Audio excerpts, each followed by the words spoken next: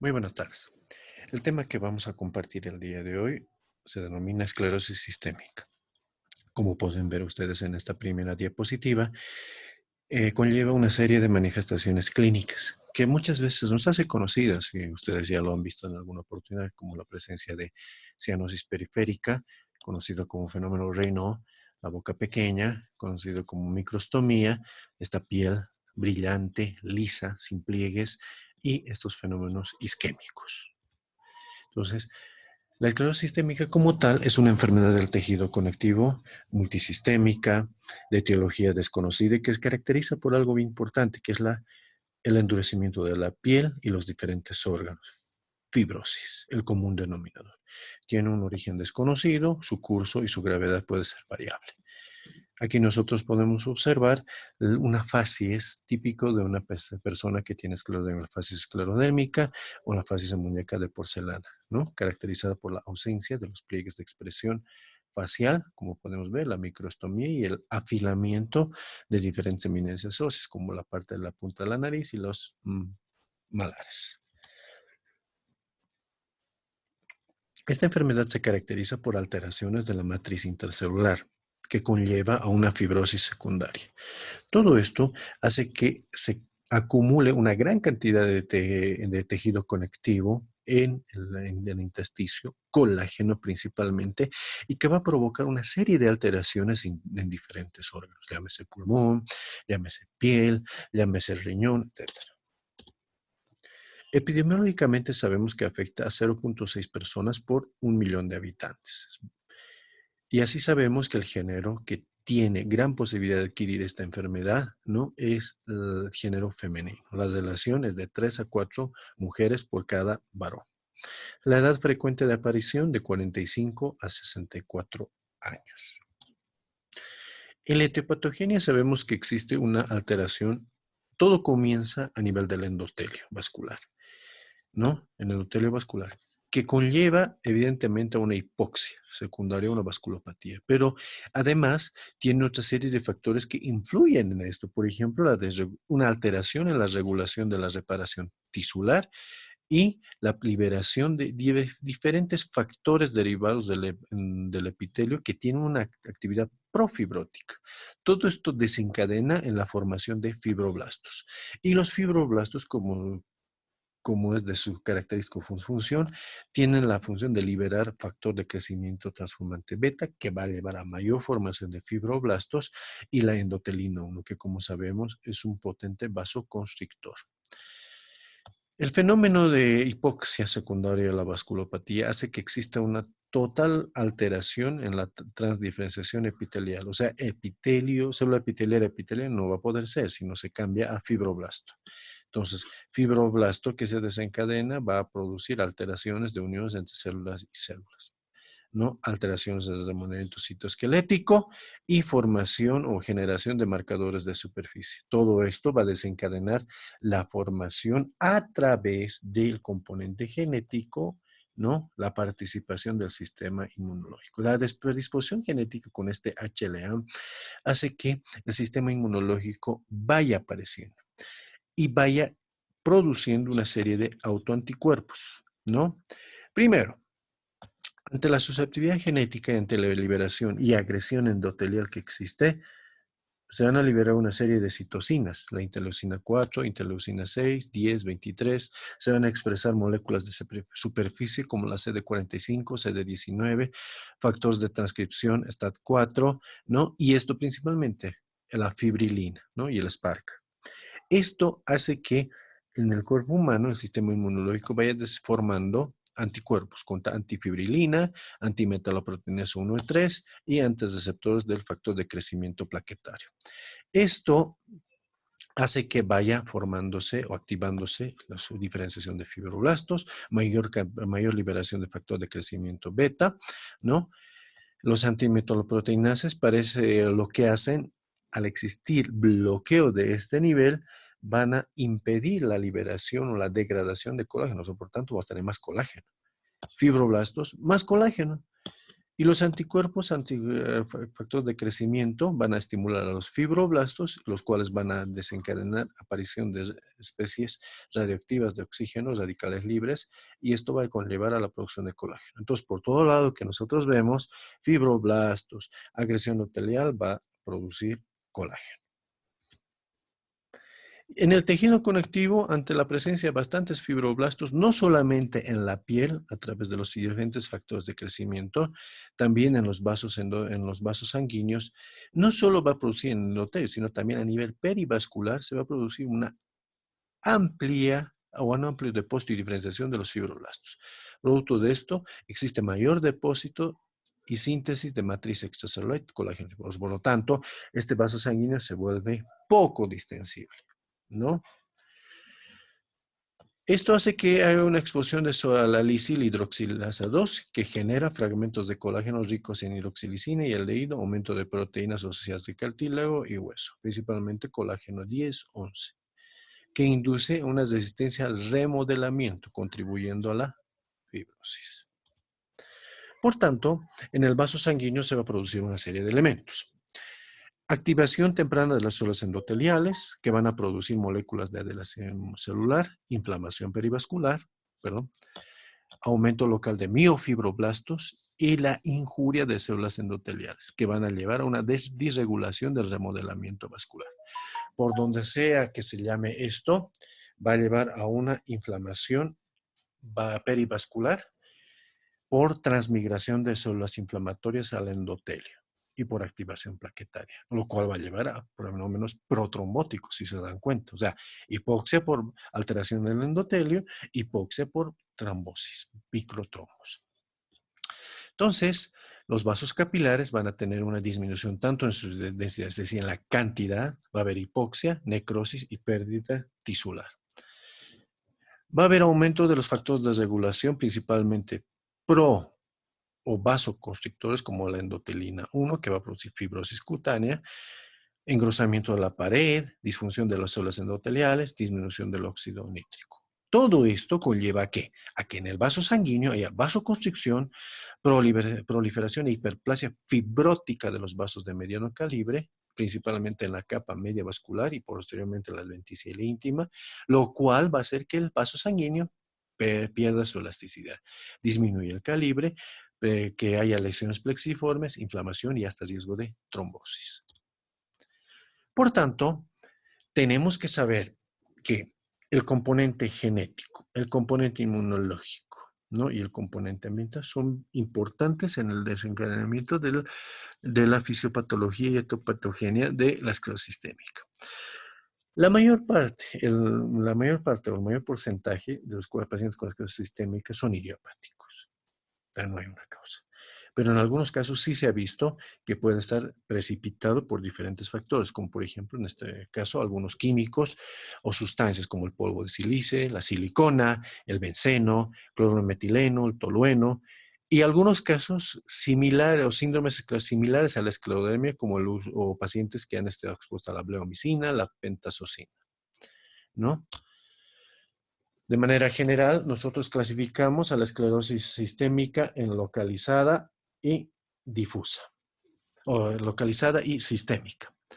La esclerosis localizada se caracteriza por el engrosamiento de la piel de diferentes regiones, como cuerpo, cara, tronco, ¿no? Pero sin seguir un patrón simétrico y solo afecta regiones aisladas de la piel. Y la esclerosis sistémica afecta a la piel de manera diseminada.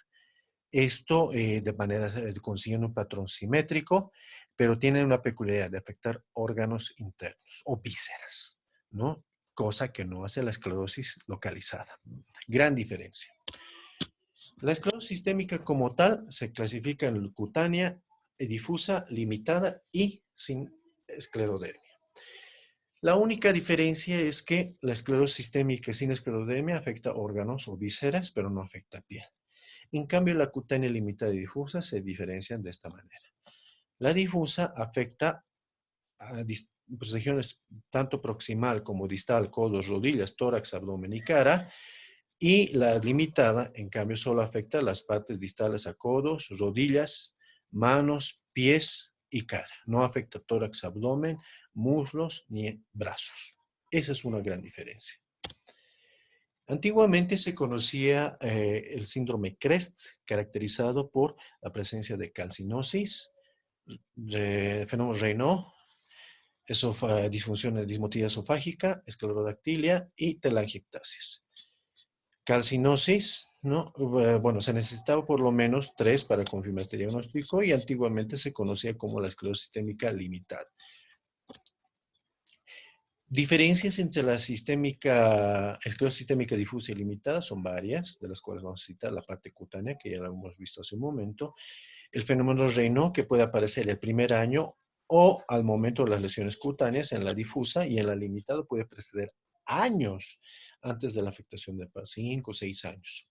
La afectación visceral, generalmente en la difusa, produce EPID, enfermedad pulmonar intensiva difusa, y la renal, crisis renal esclerodérmica. La gastrointestinal puede ser muchas veces afectada con la presencia de hepatitis autoinmune, y cardíaca con insuficiencia cardíaca. Y gastrointestinal en paciente con limitada, la cirrosis biliar primaria, hipertensión arterial pulmonar, ¿no? En la parte pulmonar, y la capilaroscopía en la difusa habitualmente se caracteriza por dilatación y desaparición. En cambio, en la limitada, dilatación y la desaparición es casi nula. En las manifestaciones clínicas, que esto es lo que nos interesa, hablamos de las manifestaciones cutáneas, donde vamos a tener fenómenos isquémicos, ¿no? Desaparición prácticamente de la falange distal, o isquemia, o necrosis, piel abrillantada, sin pliegues de los movimientos, tanto de flexión como extensión, piel endurecida, la presencia de depósitos de calcio en diferentes estructuras, en diferentes superficies de apoyo, como en este caso en la región de las crestas ilíacas, ¿no? Calcinosis cutis se le llama. Y en la cara, que es lo más representativo, ¿no? Puede haber microstomía, puede haber afilamiento de las eminencias como malar, punta de la nariz, puede haber microstomía, puede haber úlceras. En la parte de la piel tiene 3 fases, que son la fase edematosa, la indurativa y la atrófica. La fase edematosa caracterizada por aumento de volumen, generalmente en las partes sacras, dedos de manos o pies, dedos hinchados, se los llamo puffy fingers. La parte indurativa con endurecimiento de la piel, y la parte atrófica con atrofia no solamente de la piel, sino también de estructuras como tejido celular cutáneo y muscular. Y el fenómeno de Raynaud, que es un elemento vascular que se caracteriza, es un vasoespasmo transitorio que está relacionado a la exposición al frío o fenómenos de depresión o a cuadros de depresión, que se caracteriza por 3 fases: palidez, cianosis y rubor, las manos calientes, ¿no? En esa etapa. O sea, 3 fases tiene. No es un fenómeno persistente, es un vasoespasmo transitorio, como les dije. Entonces, lo que pasa en fenómeno Raynaud, una vasodilatación y vasoespasmo. En el corazón, nosotros lo que vemos, puede haber arritmias cardíacas, bloqueos auriculoventriculares, puede haber derrames pericárdicos, fibrosis miocárdica, como podemos ver acá, o bloqueos del sistema de conducción, que obviamente pueden llegar a la larga a un cuadro de una insuficiencia cardíaca. En la parte pulmonar, afecta a 2 terceras partes de estos pacientes que tienen esclerosis sistémico, o bien son 2 cuadros: una hipertensión arterial pulmonar o fibrosis pulmonar intersticial. La fibrosis pulmonar, caracterizada por este patrón retículo nodular, la presencia de este patrón, ¿no?, en tomográfico, ¿sí?, que muchas veces lleva al patrón en panal de abejas, como puede verse acá, ya en un grado bastante avanzado. Y la parte renal, con la presencia de crisis renal esclerodérmica. La parte de crisis renal esclerodérmica se basa en la presencia de 2 elementos que son importantes, que son la hipertensión arterial maligna, presiones arteriales mayores a 200, 120 milímetros de mercurio, 200 de sistólica, 120 de diastólica, o finalmente hablamos de alteraciones renales, como la presencia de incremento de los ácidos, creatinina NUS en sangre, o la creatinuria en orina de 24 horas, proteinuria patológica, o la orina patológica como tal, con presencia de hematuria o cilindros, ¿no? Es característico. Generalmente este cuadro se ve asociado a ciertos factores, principalmente el uso de dosis altas de corticoides, arriba de 20 miligramos por mucho tiempo. Entonces esto puede precipitar a la aparición de una crisis renal esclerodérmica. Pero también otros cuadros como la anemia, puede provocar o la hipovolemia, puede desencadenar una crisis renal esclerodermia. O sea, que estén pendientes en este tipo de pacientes. Las manifestaciones digestivas van desde la boca, como hemos visto, hasta en la parte de la boca, la microstomía, pero también en el esófago puede haber una dismotilidad esofágica caracterizada por la disfagia clínicamente, reflujo gastroesofágico, esófago de Barrett, esofagitis, ¿no? En estómago gastroparesia que se manifiesta por dispepsias, ¿no? Puede haber telangiectasias que puede aparecer como ectasias vasculares, que se caracterizan por el estómago en sandía, que puede llevar a un sangrado. En intestino delgado puede haber obstrucción intestinal, sobrecrecimiento bacteriano, que a la larga puede producir diarrea, ¿no? Cuadros crónicos de diarrea, neumatosis intestinal, algo peligrosa. En colon puede haber disminución de la motilidad, divertículos, estreñimiento. En ano puede haber prolapso rectal, insuficiencia del esfínter anal interno, y en la parte hepática puede haber hepatitis autoinmune y cirrosis biliar primaria. Entonces, aquí nosotros vemos un esófago paritado, ¿no? Donde podemos ver que existe cierto trastorno, una dismotilidad, ¿no? A este nivel, característico de una paciente con esclerosis sistémica, y aquí una metaplasia, ¿no? Un esófago de Barrett. Acá podemos observar ectasias vasculares, donde podemos evidenciar estas dilataciones de estómago o que llevan a un estómago en sandía. Obviamente estas dilataciones, si se las rasga, pueden llegar a sangrar, produciendo cuadros bastante severos, ¿no? En colon, los divertículos de boca ancha, y en intestino delgado, la neumatosis quística, ¿no? Pequeños quistes en la pared intestinal. Ambos pueden llegar a romperse, pueden producir una peritonitis abdominal, ¿no? En las musculoesqueléticas puede haber artritis, pues, que es diferente a la artritis reumatoide, no es erosiva en este caso, y cuando es erosiva y además es una poliartritis simétrica, hay que sospechar de que tal vez este paciente o esta paciente esté cursando con un cuadro de sobreposición, o sea, esclerosis sistémica más artritis reumatoide. Pero lo que más caracteriza a este tipo de pacientes es esto, la desorción de los penachos, la desaparición de los penachos, ¿no? De las falangicitas. No hay penachos acá. ¿Estamos de acuerdo? Esto se conoce con el nombre de acroosteolisis. ¿Puede haber mialgias también? Sí, en este tipo de pacientes. Entonces, a menudo cuando el paciente con sospecha de crisis renal, presiones altas, ¿no? Alteraciones del examen de orina, pues hay que usar, o se aconseja usar tratamiento con IECAS, ¿no? Enalapril, captopril, en este caso, para prevenir, en este caso, aparición de crisis renal o finalmente tratarlo. Bien, y aquí nosotros tenemos los anticuerpos principalmente utilizados, la topoisomerasa 1, centrómeros, RNA polimerasa 3. Bien, este examen que tenemos para corroborar la parte de la perfusión distal con capilares se denomina capilaroscopía, donde vamos a evidenciar megacapilares, hemorragias, ausencia de capilares, ¿no? Podemos evidenciar eso con los estudios que lo ayudan a corroborar. Y esto se añade el examen físico con la toma del score de Rodnan modificado, ¿no? Score de Rodnan modificado, cuya puntuación va desde 0 a 51. Se evalúa entre 0, 1, 2 y 3. 0 normal, 1 enduramiento leve, 2 enduramiento moderado y 3 enduramiento severo. Hablamos de 0 cuando el pliegue cutáneo es normal, la turgencia es normal, caso de ustedes o mi persona. Leve cuando hay cambios en la turgencia de la piel. Moderada cuando realizar el pliegue cutáneo es muy difícil. Y severo cuando no puedes hacer el pliegue cutáneo. Entonces, son 17 áreas del cuerpo, como pueden ver aquí. Cara, tórax, abdomen, brazos, antebrazos, manos, dedos, muslos, piernas y pies. Entonces, multiplicados por 3, se les da 51. Agregado esto, tenemos otro tipo de exámenes como la colonoscopía, la tomografía, radiografías que nos pueden ayudar a ver el compromiso a nivel orgánico. ¿El diagnóstico diferencia con otras entidades? Claro que sí, hay que hacerlos con enfermedades como lupus, artritis reumatoide, dermatomiositis, polimiositis, y el diagnóstico definitivo lo hacemos ya sea con los criterios del Colegio Americano de Reumatología de 1980 o los criterios del Colegio Americano de Reumatología o la Liga Europea de Reumatología cerebral del 2013.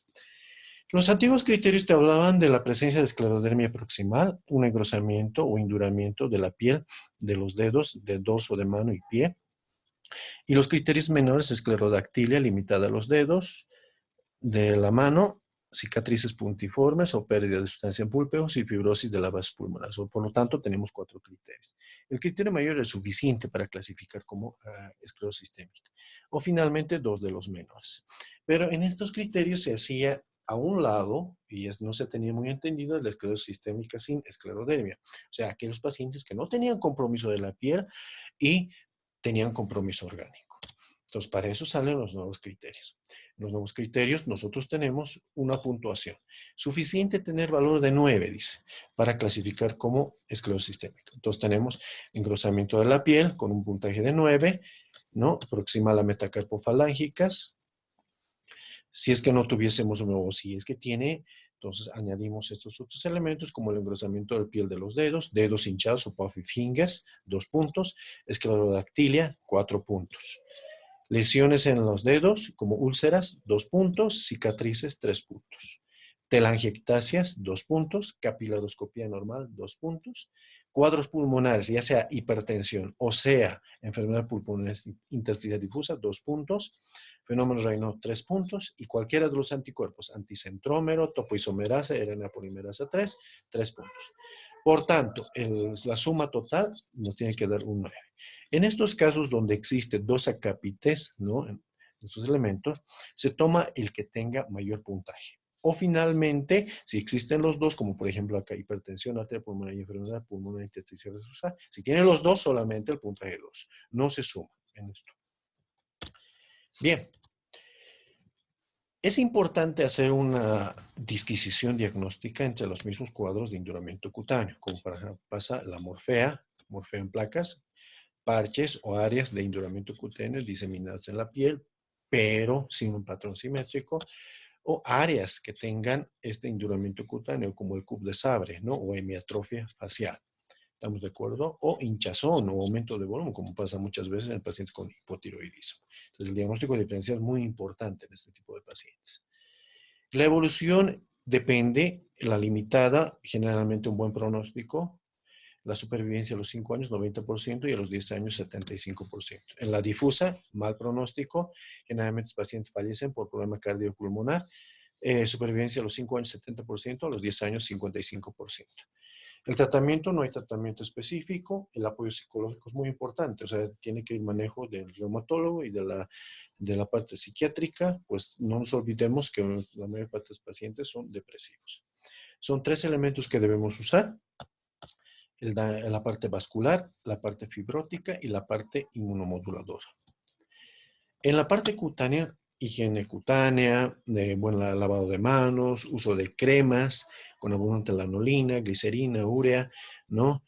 Buena hidratación, paciente que debe realizarse el aseo de las uñas, muy importante, evitando el riesgo de la infección, masaje diario, importante para la piel.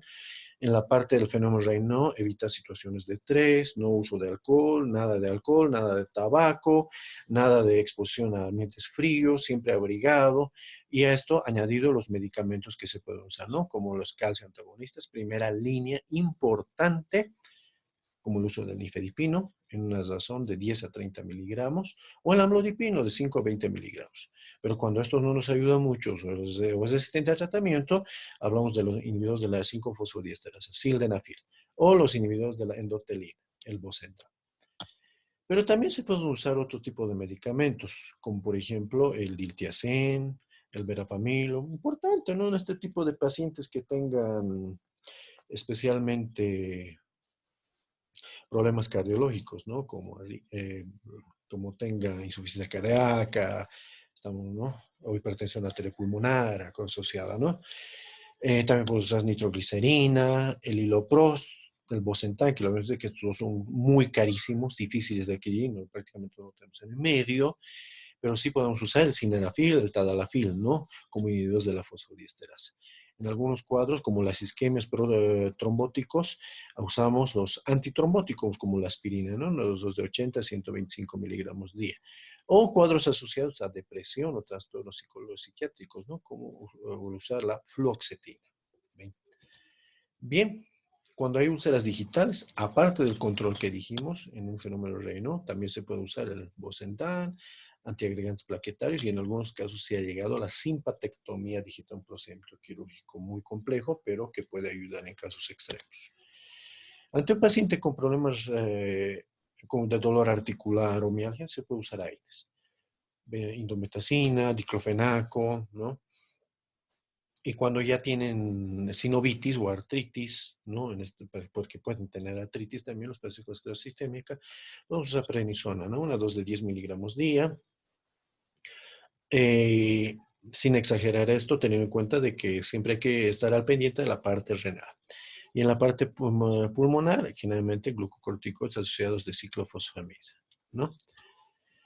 En la parte gastrointestinal, inhibidor de la bomba de protones en caso de reflujo gastroesofágico, dispepsias, hipomotilidad, domperidona, simitaprida, buena opción, proliferación bacteriana, metronidazol y profloxacin.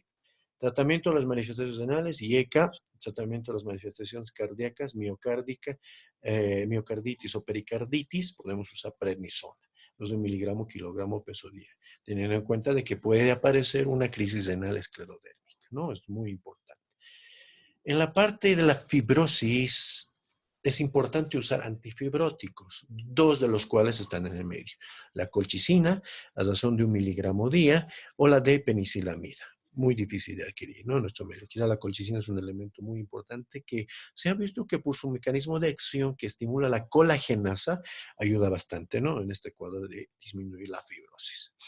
Y finalmente la parte inmunosupresora, que está a cargo de uso de glucocorticoides, dosis bien bajas, a menos que hablemos de una miocarditis, pericarditis con derrame o taponamiento, polineuropatías o vasculitis, ahí sí tendremos que usar dosis altas, ¿no? Con riesgo a que nos haga una crisis renal esclerodérmica. Pero en casos leves como la parte cutánea o articular, usamos el metotrexate, ¿no? En una dosis de 7.5 hasta 15 miligramos semanal. ¿Sí? Y en casos severos, como les había dicho, la polineuropatía, vasculitis o miocarditis o la EPIC, usamos la ciclofosfamida, pulsos mensuales. Sí, ciclosporina otra opción para la parte cutánea, pero que pues nefrotóxico, es muy importante. Actualmente se están utilizando otro tipo de tratamientos también en experimentación, como los biológicos, rituximab, una opción importante, ¿no?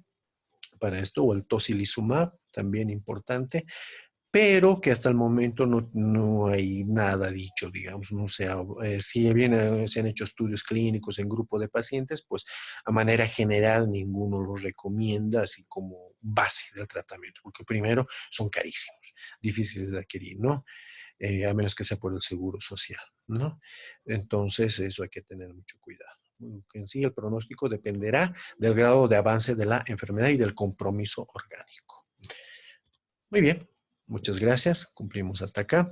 Cualquier consulta me la hacen saber por el medio, pues me avisan y quedamos para ver qué dudas tienen acerca del tema. Gracias.